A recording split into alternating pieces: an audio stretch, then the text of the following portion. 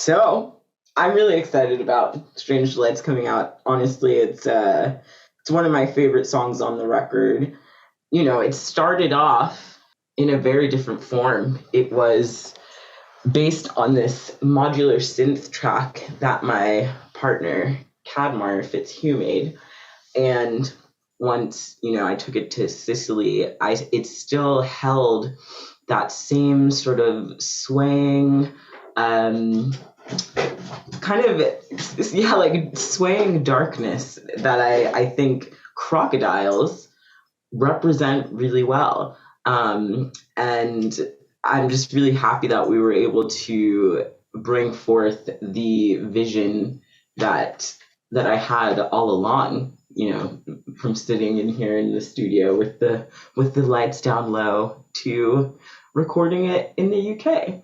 And I was just so delighted by the way that the animation looked exactly how I wanted it to when you sent it. So How did you wait?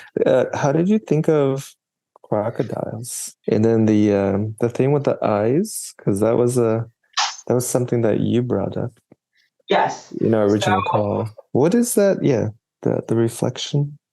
yeah, tapetum lucidum, that's the technical term for it. Uh-huh.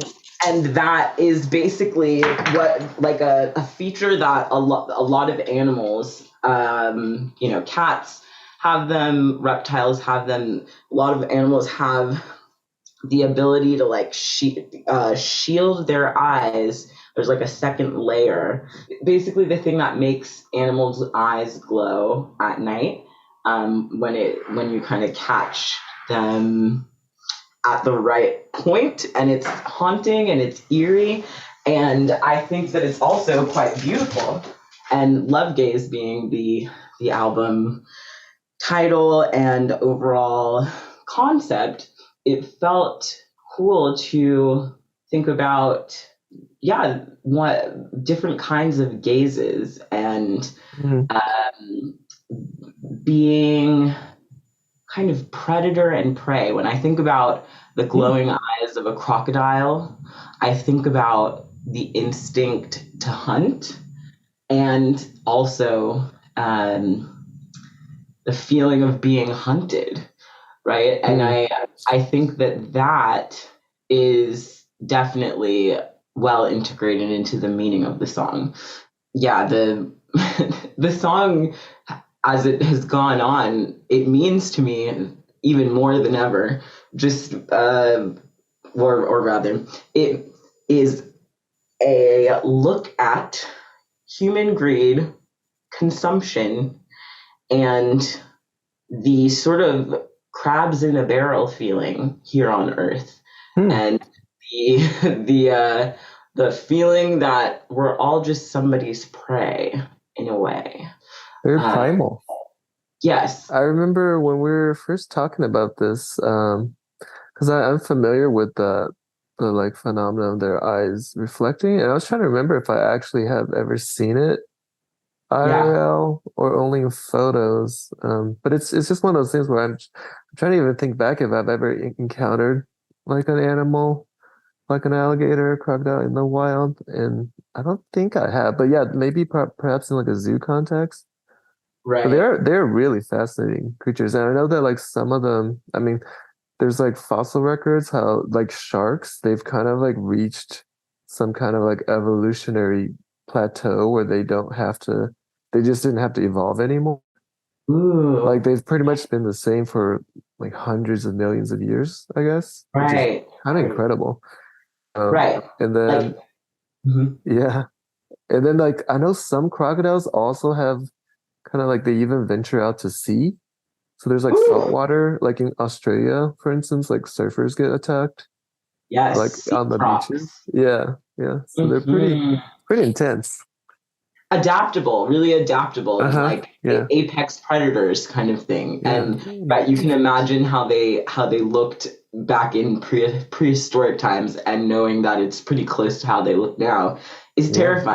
Just terrifying. And I do think also, right, this idea of gaze, love gaze, I wanted there to be kind of this element of terror throughout the whole thing, Mm, right? mhm, Like terror and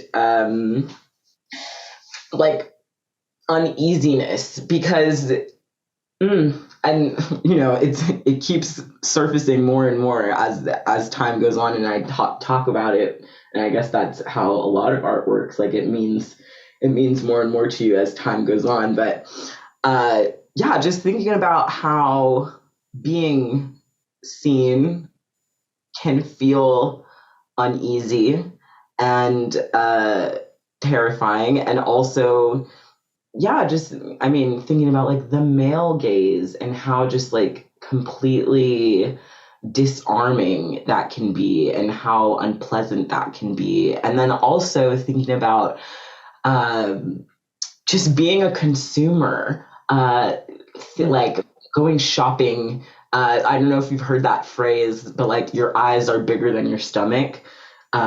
Like mm, you're shopping at the store and you just buy a ton of things because you are hungry, maybe, or whatever. But you didn't mm, need all of those things. You're just consuming, and saying, "I want this, I want this," and that being a kind of gaze, right? Like us looking at the products that we want to buy and the things that we mhm, want to have, and it's all very icky if you let it be.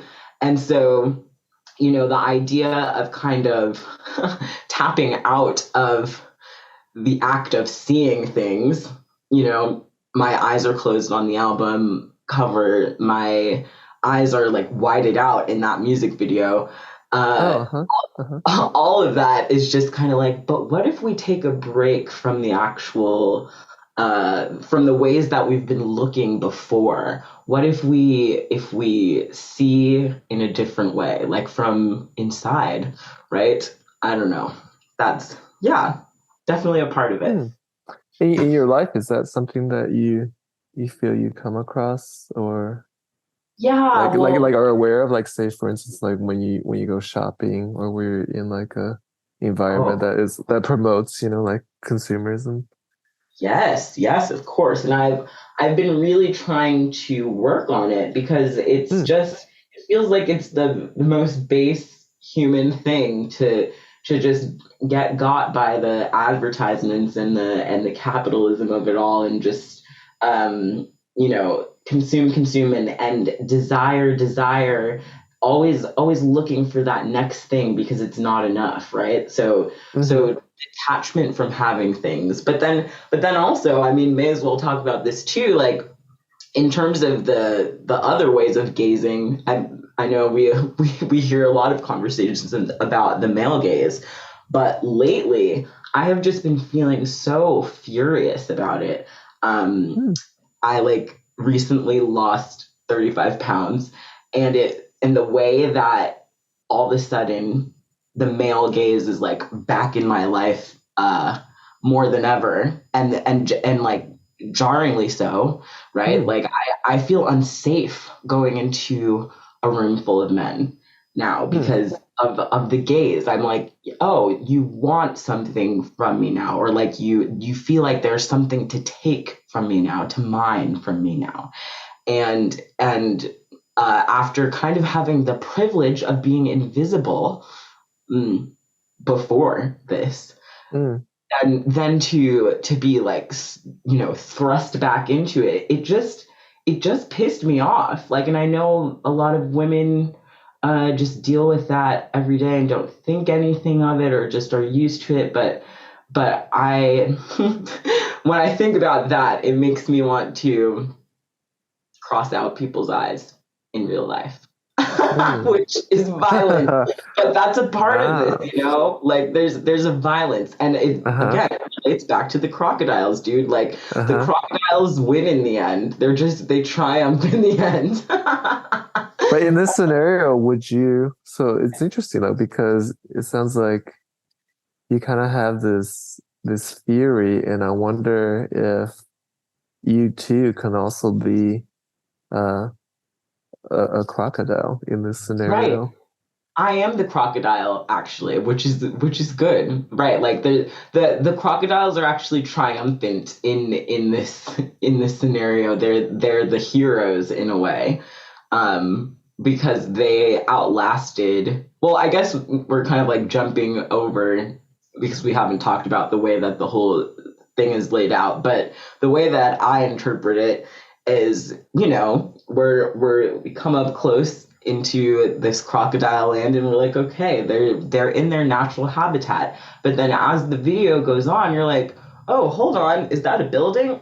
Oh wait, that's a car. Oh, there was human life here before, but it's not here anymore. But there's still a lot of crocodiles, and they just keep coming, and they are thriving in this post-human situation, right? And then with like the greatest human structure, the grocery store, being drowned in the end, and you see them kind of swimming around it and not caring about it because it never mattered in the first place. Like a primordial creature such as a crocodile doesn't care about consuming in the silly human way. They're in it for the long game, Yeah, I would love to know, what were your first impressions of the song? When I first heard the song, I think it was in the treatment, but my mind definitely went towards the animal kingdom. In the original treatment that I sent, I think I had filmed before like this footage of these birds, and there was just something, this like in the music that's very like ethereal and like very free flowing. So for me, it like kind of had that feeling. So it's kind of going in that direction. And then on our call, when you mentioned the phenomenon, the eye reflection, and I was like, oh, like I could definitely see that. Like I could see what you're seeing. And I think that's what ended up happening because I don't know if like when you mentioned it to me, I think you asked me if I actually had like even live footage of crocodiles or something. But then I was like, I think I can make this, I could just cast a couple of crocodiles and make this happen. And absolutely, it's like you conjured them up. I think that medium is just so mind bending because you're making something out of absolutely nothing. And for all of the flack that, I mean, it's not really the same as like CGI because that's trying to make a human thing, live thing make sense amongst a world of other fake things. But just kind of building within this realm of your own, you created a real world out of nothing on your computer. It's absolutely bonkers. And a lot of it for this song especially, I let the music kind of inform me. So originally when I was listening to it, I think it's kind of like with the arrangement too, it kind of like builds and builds and then like the rhythm section comes in. So that's why in my mind I kind of saw like it starting out with like a singular creature, and then it kind of like finds, and we're not sure if it's its constituents or its people, but it definitely finds a group. But then the ending as well, it was influenced by one of our discussions, I think, when you were talking about like this aspects of like consumerism and stuff. Because for the people that might be listening, there was an alternate ending which we will not speak of right now. It was a little more bombastic, but similar. Bold, extremely bold, and definitely like takes the idea to even further, for sure. I mean, yeah. Did you, by the way, I never mentioned this, but did you catch, I put in a little Easter egg for you at the end. I wonder if you caught it. It's in the deli, the grocery store. Oh no, tell me. I mean, maybe I did see it, but tell me. It's one of the, I'm sure you play many instruments, but it's one of the instruments that you play. So I put it in there. Oh my gosh, there's a harp in there? Yeah, look again. I'm sure you'll spot it. Okay, that's so exciting. Thank you for telling me. Oh man, yeah, no, by the way, I've watched this video so many times since you sent it, so I feel kind of like a fool that I didn't even see it. It's probably just because I get so excited. That's why it's an Easter egg, it's hidden. Yeah, you really hid it in there. That's wonderful. Oh man, but yeah, also just thinking about the title, not to pivot, but it's all in the same convo. Strange delights. The way that I feel when I see, for example, a cat. Right, I love cats. There's a family of white cats that live in our yard, and this pair that we always see, we call them Bubble and Squeak. Um, and one day, like, probably like right around when we were having discussions about this video one night, that I found the two of them just sitting in the yard together and chilling, and they looked at me at the same time because I, like Mm, stepped on a leaf or something, and the tapetum lucidum thing happened, and mm. it was haunting and beautiful and delightful and creepy, and I think, yeah, when I the phrase strange delights, I just love that it really captures that feeling of being like, ooh, good, but I'm kind of scared. And I think Uh-huh. that's the whole point of the record in a way. You know? Mm, hmm. I don't know. I feel like we covered all of our Hmm. little. I mean, I guess there weren't any special techniques. I think the only thing, because it's animation, that might be a little different than working with live action, is that I don't really storyboard, but I saw the whole thing in my head. Like I would listen to the song a few times and then I would kind of see each scene already. And therefore kind of like I just develop each shot. So I guess it's pretty traditional in animation too, where once you have the scenes like fleshed out, like this goes here and this goes here, and then you kind of just keep building on it, you know? Yeah. Love that. Also, I right that the fish that are swimming around are sturgeon? Yes. Uh-huh. Dude, okay, and Similar. that's a great Easter egg, or just like a conceptually, because sturgeon are considered fish that represent like an ending and perhaps a rebirth. Oh, okay. But um, yeah, talk about the sturgeon. Oh, well, I'm great. There's the symbolism involved. I casted the sturgeon because they also had that that Yeah, ancient animal kind of feeling. yeah, Uh-huh. definitely.